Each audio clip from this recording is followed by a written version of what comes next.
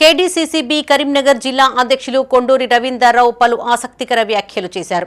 గత ప్రభుత్వంలో single window అధ్యక్షులుగా నియమితులైన వారిని ఈ ప్రభుత్వంలో చిన్నచూపు చూస్తున్నారని, మానసికంగా కుంగదీస్తున్నారని వాపోయారు. ఏ పార్టీ ప్రజాప్రతినిధి అయినా ప్రజల కోసమే పనిచేస్తాడని తెలుసుకోవాలన్నారు.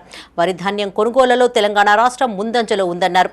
కొందరు సింగిల్ విండో ఆధ్వర్యంలో ఏర్పాటు చేసిన సెంటర్లలో కొనుగోళ్లను నిలిపివేశారని, దీంతో రైతులకు తీవ్ర నష్టం జరుగుతోందని వాపోయారు. ప్రభుత్వం ఏదైనా రైతుల పక్షాన నిలబడాల్సిన అవసరం ఉందని ఆయన గుర్తు చేశారు.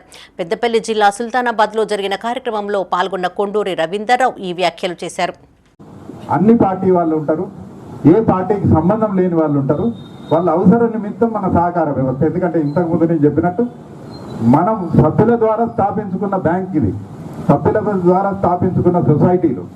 ఇలా ఇప్పుడు నేను 20 ఏళ్ళకెళ్ళి అధ్యక్షునిగా ఉన్నా అంటే నేను అంతకుముందు కాంగ్రెస్లో ఉంటే పార్టీ అంటే సింగిల్ విండో ఇవాళ అధ్యక్షులు ఉన్నారు.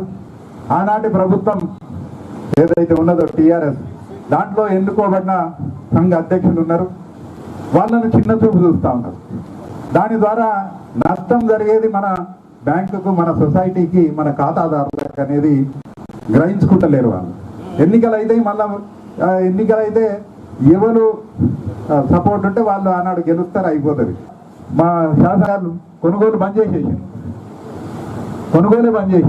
నిన్న మొన్న మా దగ్గర సిరిసిల్లలో ఇంకొక అద్భుతం జరిగింది.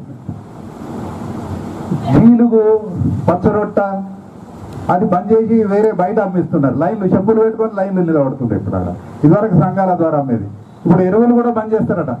ఎందుకంటే అవి టీఆర్ఎస్ వాళ్ళు నడుస్తున్నారు కాబట్టి ఎరువులు కూడా బంద్ చేస్తారని చెప్పడం జరుగుతూ ఉన్నది. దయచేసి ఇటువంటి చిన్న ఆలోచనతోని పనిచేయకూడదు ప్రభుత్వాలు అనే మాట తెలియజేస్తూ